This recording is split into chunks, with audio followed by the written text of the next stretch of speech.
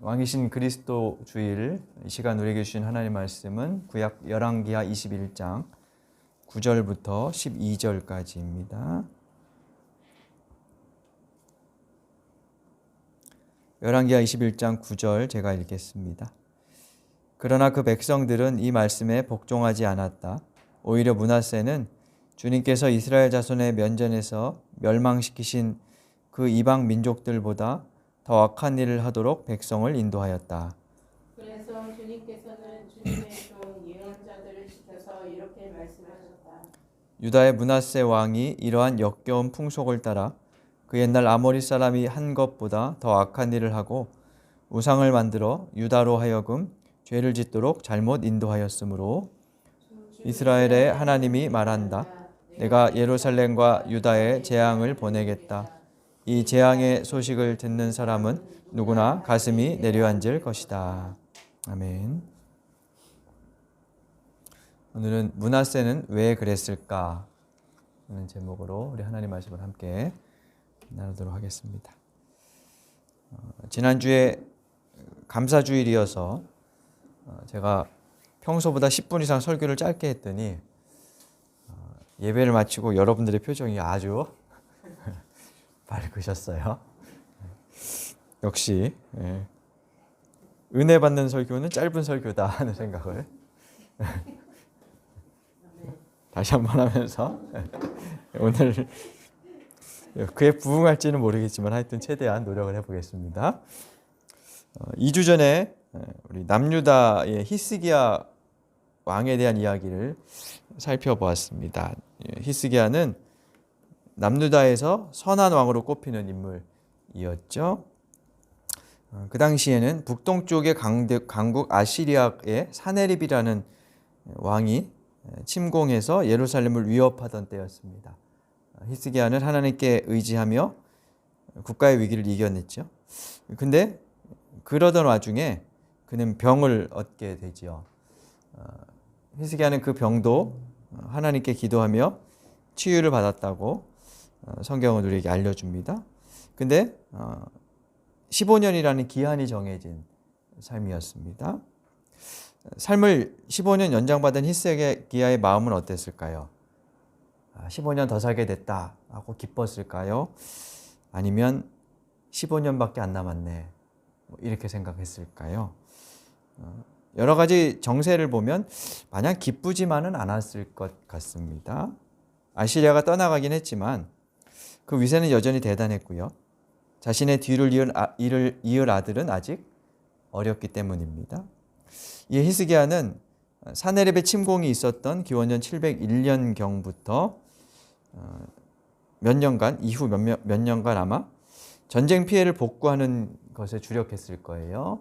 그리고 또다시 있을지 모를 침공에 대비하기 위한 여러 가지 방법들을 찾았겠죠. 그리고 약 5년 뒤인 696년경에 어린 아들 므낫세를 공동 통치자로 왕위에 앉힙니다. 열왕기하 21장 1절을 보면 므낫세는 히스기야가 죽고 12살 때 왕위에 올라 55년을 다스린 것으로 기록이 되어 있긴 합니다.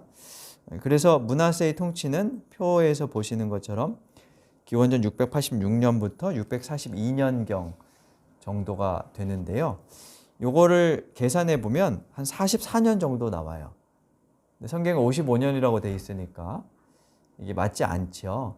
그래서 학자들은 히스기야가 사네립의 침공을 물리친 후에 12살 아들을 일찍부터 공동 통치자로 세워서 좋은 지도자가 되게 하기 위한 교육을 시키지 않았을까 그렇게 추정을 합니다. 그렇게 따지면 686년보다 10년쯤 전에 므낫세가 즉위했을 것으로 이제 생각을 하는 거죠. 근데 히스기야의 기대와 달리 아들 므낫세는 좋은 왕이 되지 못했습니다. 좋은 왕은커녕 남유다에서 가장 악한 왕이라는 평가를 받게 되지요. 그에게 무슨 일이 있었던 걸까요? 므낫세의 통치를 이해하려면 먼저 그의 시대 국제 정세를 좀 살펴볼 필요가 있어요. 그래서 화면으로 보시는 표를 보면 아시리아 또 바벨로니아의 그의 왕들의 이름을 써놨습니다. 므낫세 시대와 겹치는 시대는 아시리아의 에살핫돈과 아수르바니팔이라는 왕의 시대입니다. 이들이 남유다를 직접 공격했다는 기록은 없는데요. 이 에살핫돈이라는 사네립의 아들 에살핫돈이 이집트까지 영향력을 행사했다는 것을 볼 때 그 사이에 끼어있던 남유다도 분명히 아시리아의 영향권 아래 있었을 거예요. 자유로울 수 없었겠죠. 그래서 아시리아에 조공을 바치는 봉신국으로 위축되었을 것이고요. 아시리아의 한 기록을 보면 아시리아를 도와주던 왕들의 목록에 이 므낫세의 이름이 기록되어 있다고 해요. 그래서 그 과정에서 아마 므낫세는 좀 위축되면서 혹은 친아시리아 정책을 펼칠 수밖에 없었을 겁니다. 이 아시리아는 아수르바니팔이라는 왕 이후 세력이 무척 약화돼요. 그 안에서 반란이 일어나면서 혼란을 겪다가 기원전 609년경에 바빌로니아, 아시리아 제국의 동쪽에 있던 속국 바빌로니아의 나보폴라살이라는 왕에 의해서 멸망하고 맙니다. 이 나보폴라살의 아들이 우리가 성경에서 여러 차례 들어볼 수 있는 이름인 느부갓네살이라는 그런 왕이에요. 이제 느부갓네살의 이야기는 아마 다음 주쯤 이야기가 나올 것 같습니다. 그래서 므낫세 시대의 국제 정세가 이랬습니다. 므낫세는 아시리아의 종교 문화를 수입하거나 따르는 그런 정책을 펼 수밖에 없었을 거예요. 돌아보면 일본이 우리나라를 지배할 때 신사참배를 강요했었죠. 그런 이유는 식민지 국가들이 자국의 신들을 따르면서 민족 정신을 고취하지 못하게 하는 의도가 있어요. 그래서 하나의 신 아래 민족은 다르지만 하나로 모으게 하려는 그런 의도였죠. 아시리아가 일본처럼 자신들의 종교를 여러 식민지 국가들, 그러니까 봉신국에 강요했다는 기록은 별로 없다 그래요. 하지만 봉신국 입장에서 보면 아시리아의 비유를 마치고 충성심을 보여줘야 평화가 보장되기 때문에 스스로 자의반 타의반 이 지배 세력의 문화, 종교, 관습 이런 것들을 따를 수밖에 없었을 겁니다. 므낫세도 아마 그런 측면에서 아시리아의 종교 문화를 대거 들여오게 되었죠. 그래서 므낫세의 종교적인 타락 목록을 보면 아시리아의 신들에 관한 언급들을 우리가 확인해 볼 수가 있어요. 근데 이 므낫세 이후 요시야 시대에 오면 상황이 바뀝니다. 므낫세 시대까지는 아시리아가 융성했지만 요시야 시대쯤 되면 아시리아가 서서히 저물어가고 바빌로니아가 떠올라가요. 그러니까 아시리아는 자기 국가 안에서 일어났던 반란이나 동쪽의 바빌로니아와 대결하느라 이 서쪽의 남유다, 요시야를 어떻게 처리할 수가 없었어요. 이참에 요시야가 독립 정책을 쓰면서 이제 움직이기 시작을 한 거죠. 그래서 그 독립 정책의 일환으로 요시야는 대대적인 그 종교 정책을 펼치게 되죠. 그러니까 므낫세나 요시야가 펼쳤던 각각의 종교적인 정책들은 사실 단순한 하나의 이유 때문에 벌어진 것은 아니라는 것을 여기서 알 수 있어요. 성경은 종교적인 성실성을 근거로 왕들을 평가합니다. 그러나 우리가 그것을 기본적인 신앙의 준거로 삼지만 역사적인 맥락이 없이 그냥 종교적인 성실성만을 강조하면 현실 없이 뜬구름을 잡는 이야기가 될 수 있어요. 우리의 신앙의 삶도 우리가 처한 현실이라는 맥락 안에서 이렇게 살아가는 것이기 때문에 그 역사 배경들을 좀 이해할 필요가 있죠. 그래서 좀 복잡해도 그 시대의 왕은 또 백성들은 왜 그런 선택을 했을까를 이해하기 위해서 배경을 살펴볼 필요가 있고요. 또 그것을 생각하며 읽는 과정을 통해서 성경을 지나치게 단순화하지 않으면서도 오늘 우리의 삶의 지표로 삼으려는 그런 노력이 필요하다고 할 수 있지요.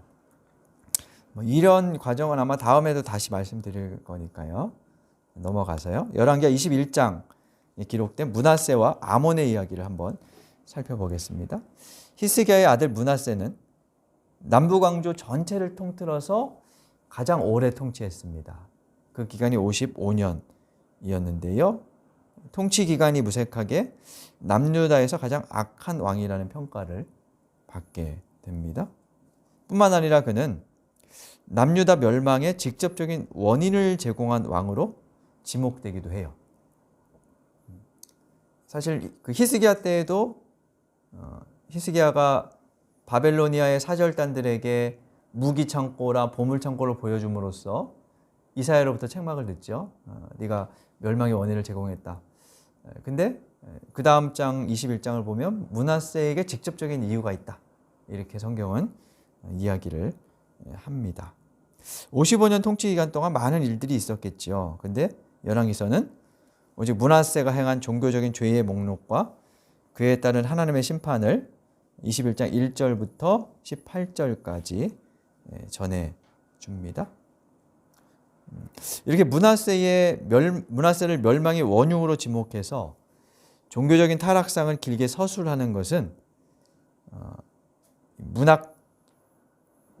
문학책이라는 열왕기서의 저술 안에서 보면 뒤에 나오는 요시야와 극적인 대비를 주는 효과가 있어요. 그래서 요시야 이야기를 보면 므낫세가 행한 것들을 다 제자리로 돌려놓는 것을 우리가 볼 수 있습니다. 그러니까 요시야의 종교개혁이 필연적일 수밖에 없었다라는 것을 강조하는 측면이 있는 거죠. 하나님을 의지하지 않은 아하스와 뒤를 이은 이사야가 대비되었던 것처럼 므낫세도 요시야와 극적인 대비 효과를 이제 이렇게 노리고 있다는 거죠. 이것은 역대하에 나오는 므낫세에 대한 또 다른 이야기가 열왕기서에 나오지 않는다는 점에서 더 그렇습니다. 역대하에는 므낫세가 회개하고 자신이 행했던 종교적인 그 실정들, 그러니까 우상 숭배하는 것들을 회복시켰다는, 성전을 복원했다는 그런 기록이 있어요. 우리 그 대목을 한번 읽어보겠습니다. 역대하 33장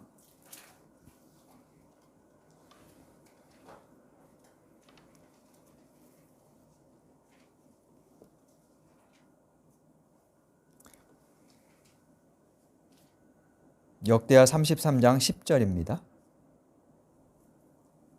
10절부터 13절까지를 함께 읽어보겠습니다. 주님께서 므낫세와 그의 백성에게 말씀하셨으나 그들이 듣지 않았으므로 아시리아 왕의 군대 지휘관들을 시켜 유다를 치게 하시니 그들이 므낫세를 사로잡아 쇠사슬로 묶어 바빌론으로 끌어갔다. 므낫세는 고통을 당하여 주 하나님께 간구하였다. 그는 조상의 하나님 앞에서 아주 겸손해졌다. 그가 주님께 기도하니 주님께서 그 기도를 받아치고 그 간구하는 것을 들어주셔서 그를 예루살렘으로 돌아오게 하시고 다시 왕이 되어 다스리게 하셨다. 그제서야 므낫세는 주님만이 하나님이시라는 것을 깨달았다. 그래서 뒤에 보면 성전에 갖다 놓았던 우상들을 다시 없애고 복원하는 그런 일을 행했다라고 기록되어 있습니다.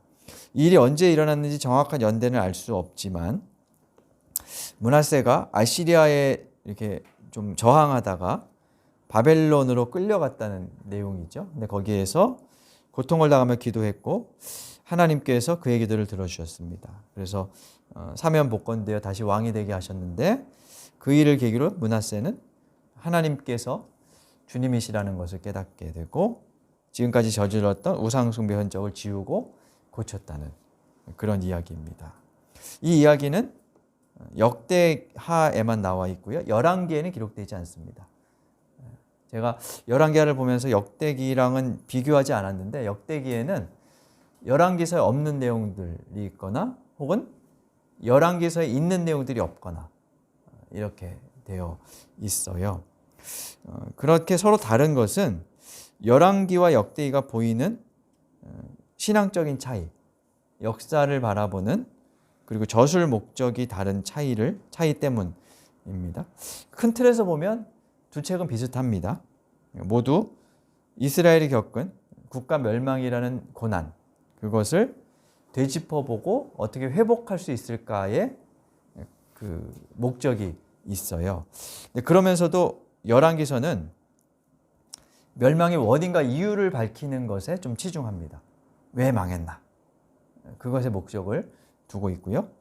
역대기는 반면에 좀 더 후대에 기록이 됐어요. 그래서 이제 멸망의 원인에만 계속 집착하기보다 어떻게 회복할 수 있을까? 거기에 좀 더 강조점을 두고 있다고 볼 수 있죠. 그래서 므낫세처럼 아무리 악한 일을 행해도 회개하면 회복될 것이다 라고 하는 메시지를 주려고 이제 했다는 거죠. 그래서 이 기록이 조금 다르다는 것을 우리가 이제 알 수 있습니다. 그렇게 보면 열왕기서에 나오는 므낫세의 이야기를 조금 뭐라 그럴까요? 므낫세를 좀 이렇게 좀 더 뭐라고 해야 될까요? 말이 생각이 안 나네. 너무 악하게 보지 않고 볼 수도 있겠죠. 다시 열왕기하로 한번 돌아보겠습니다. 열왕기하 21장은 므낫세의 통치 55년을 18절까지 기록하고 이어 아들 아몬의 이야기를 짧게 다룹니다. 아몬은 2년간 다스리다가 궁중에서 그를 반대하던 신하들에 의해서 암살됩니다. 그게 21장 23절에 나오는데요. 아몬 왕의 신하들이 그를 반역하고 살해했습니다. 근데 그를 왕을 살해한 사람들이 또 다른 사람들에 의해서 축출되고 아몬의 아들 요시야가 8살 때 왕위에 오릅니다. 정확한 이유는 사실 알 수 없어요. 궁중 안에는 또 정치 세계 안에는 서로의 이권 내지는 정치 지향점에 따라서 대결하는 사람들이 있기 때문에 아마도 아몬은 초기에 서로 권력을 차지하려는 세력 다툼 속에서 희생되었을 가능성도 있습니다. 그리고 나서 요시야가 이제 왕이 된 것이죠. 오늘은 므낫세 이야기에서 몇 가지 좀 언급하고 우리 마무리를 하도록 하겠습니다. 우선 므낫세와 예언자들의 관계입니다. 21장 10절을 한번 볼까요? 열왕기하 21장 10절을 보면 주님께서 주님의 종 예언자들을 시켜서 이렇게 말씀하셨다 하면서 예언자가 전하는 메시지를 열왕기는 담고 있습니다. 이 예언자는 누구였을까? 우리 한번 생각해 볼 필요가 있을 것 같습니다. 그 전에 이스라엘의 예언자들의 이야기를 잠깐 다시 정리해 보면요. 아합 시대 때 엘리야와 엘리사에 대한 이야기를 우리가 봤었죠. 그리고 여로밤 2세, 북왕국의 여로밤 2세 때 아모스와 호세아 등이 활동을 했고요. 남왕국의 경우에는 히스기야 시대 때 이사야와 미가가 활약을 했습니다. 그리고 요시야 이후에 예부터 멸망할 때까지 스바냐와 예레미야, 나훔, 하박국 등이 활동을 했습니다. 나훔과 하박국은 아시리아에 대한 예언을 했어요. 아시리아가 멸망할 것이다. 뭐 이런 예고를 했고요. 그건 다음번에 한번 따로 살펴보도록 하겠습니다. 히스기야와 요시야 사이에 므낫세가 존재했는데 므낫세 때에는 예언자의 이름이 특별히 등장하지는 않는데요. 아마도 부친 히스기야 때 이사야가 활동했었으니까 이사야였을 가능성이 큽니다. 유다 전승에는 므낫세가 이사야를 톱으로 잘라 죽였다는 기록이 있다 그래요. 그러니까 아마도 그가 바른 말을 하자 그의 말을 듣지 않고 숙청해 버렸을 가능성이 크지요. 히스기야는 이사야의 말을 들었지만 므낫세는 예언자의 말을 듣지 않았습니다. 그리고 다시 그의 손자였던 요시야는 스바냐와 예레미야 같은 예언자들의 조언을 들으며 개혁 정책을 펼쳤습니다. 이렇게 보면 므낫세에게는 듣고자 하는 마음이 없었던 것이죠. 반면에 그의 우상숭배 목록을 보면 아버지가 없앴던 것들을 다시 복원하기에 여념이 없었던 것을 볼 수 있어요. 열왕기하 21장 2절부터 8절, 7절까지 므낫세가 행한 이제 마치 종교 그 박람회처럼 여러 가지 우상들을 유다 곳곳에 예루살렘 곳곳에 설치했던 기록들을 우리가 볼 수 있는데요. 정리하면 이렇습니다. 산당을 설치했고요. 바알과 아세라 그리고 하늘의 별을 섬겼습니다. 하늘의 별을 섬겼다는 것은 아마 점성술 같은 것을 행했던 것으로 볼 수 있습니다. 성전 안에 이방신 제단을 만들어서 섬기도록 했고 이방신을 섬기는 제사장들도 많이 양성을 했습니다.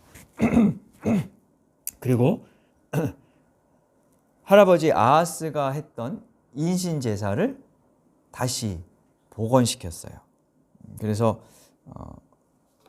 6절을 보면 자기 아들들을 불살라 바치는 일을 했다. 이렇게 기록되어 있는 것을 볼 수 있습니다. 또 21장 16절을 보면 죄 없는 사람들을 죽였다는 기록이 있어요. 21장 16절 중간쯤 보면요. 죄 없는 사람들을 너무 많이 죽여서 예루살렘에 피가 가득했다. 이렇게 이야기를 하고 있습니다. 아마도 이사야와 같은 반대파들을 숙청하는 일을 하지 않았을까 그렇게 추정을 해볼 수 있습니다. 그리고 므낫세에 대한 기록에서 눈에 띄는 한 구절이 있어요. 오늘 그 점을 한번 생각해보고 정리하도록 하겠습니다. 21장 9절, 11절, 16절에 보면 비슷한 표현들이 나옵니다. 9절을 한번 읽어볼까요? 그러나 그 백성들은 이 말씀에 복종하지 않았다. 오히려 므낫세는 주님께서 이스라엘 자손의 면전에서 멸망시키신 그 이방 민족들보다 더 악한 일을 하도록 백성을 인도하였다. 끝에 보면 백성을 인도하였다 이렇게 나오죠. 11절 끝에도 같이 나옵니다. 유다로 하여금 죄를 짓도록 잘못 인도했다. 그리고 16절에도 보면 더욱이 므낫세는 유다로 하여금 나 주가 보기에 악한 일을 하도록 잘못 인도하는 죄를 지었다라고 하는 표현들이 반복해서 나옵니다.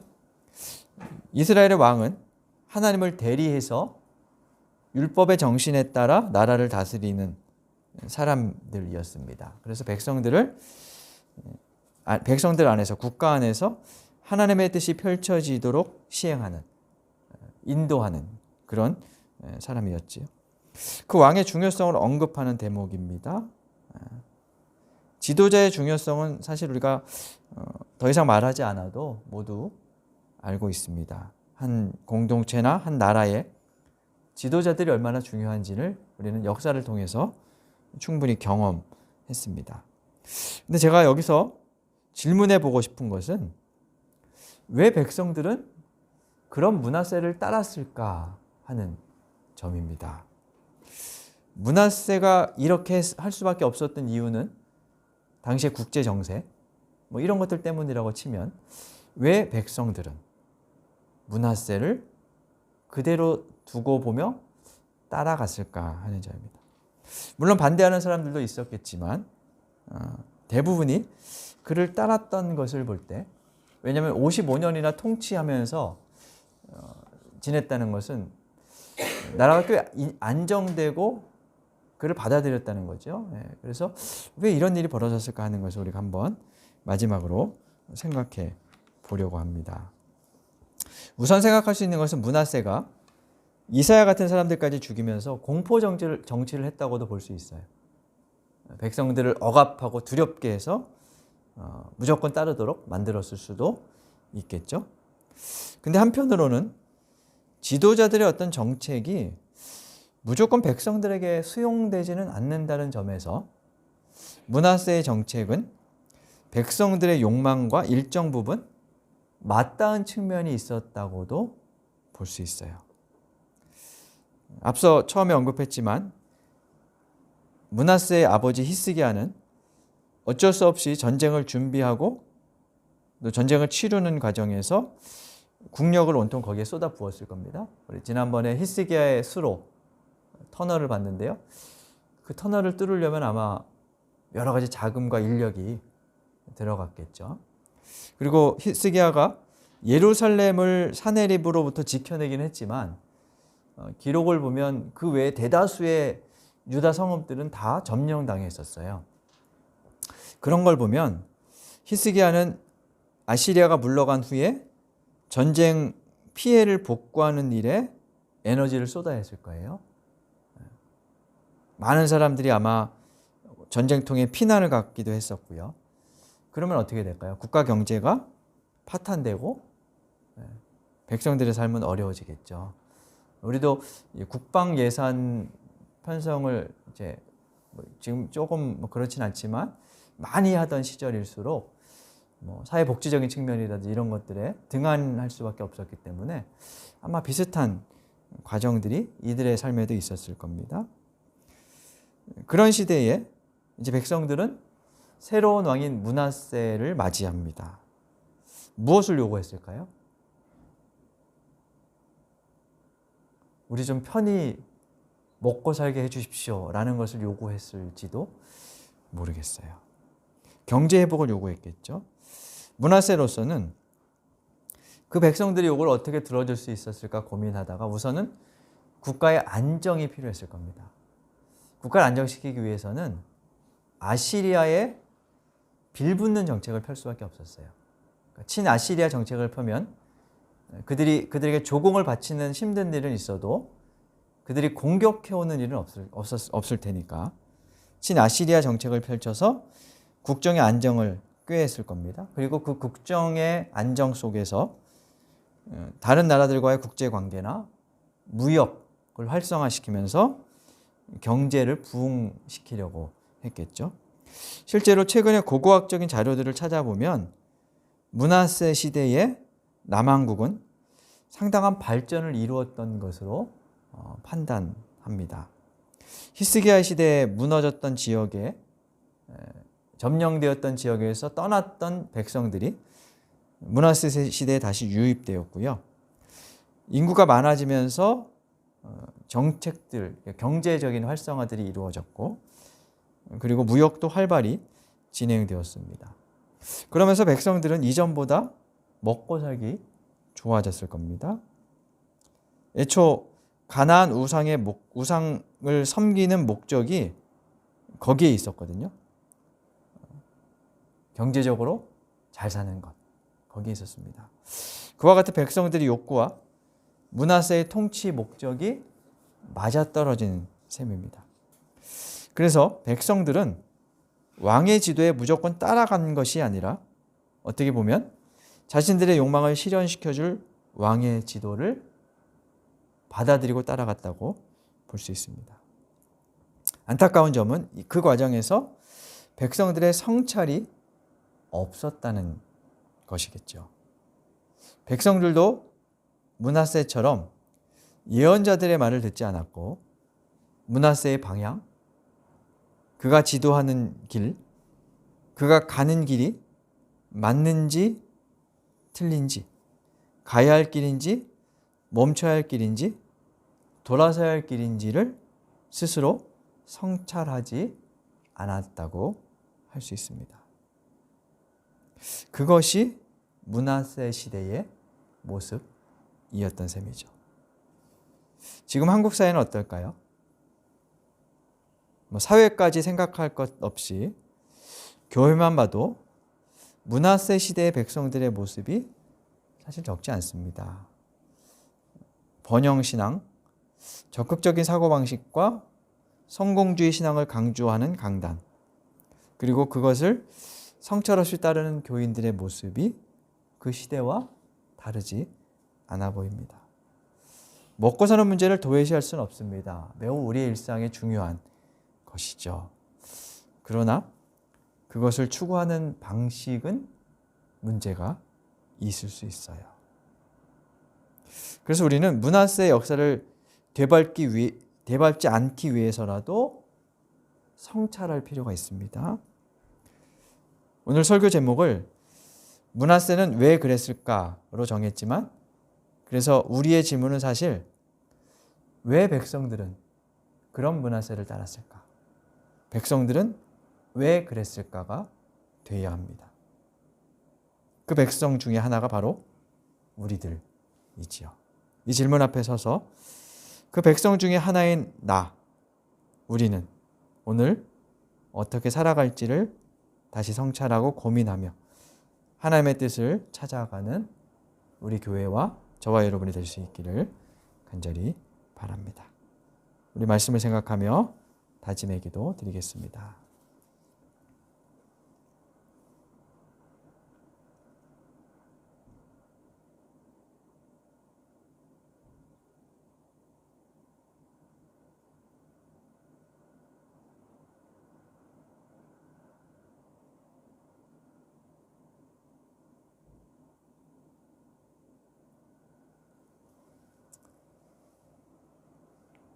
하나님 아버지, 저희로 하여금 삶을 성찰하며 사회와 교회를 돌아보며 나아갈 길을 찾는 사람들이 되게 하여 주옵소서. 무리에 섞여 북소리 나는 방향으로 무조건 달려가기 전에 그 북을 누가 치는지, 왜 치는지를 생각하며 땅의 소리가 아닌 하늘의 소리에 귀 기울이게 하여 주옵소서. 저희의 성찰 위에 지혜를 더하셔서 부족하지만 하늘의 뜻을 찾고 걷게 하여 주옵소서. 예수님 이름으로 기도드립니다. 아멘.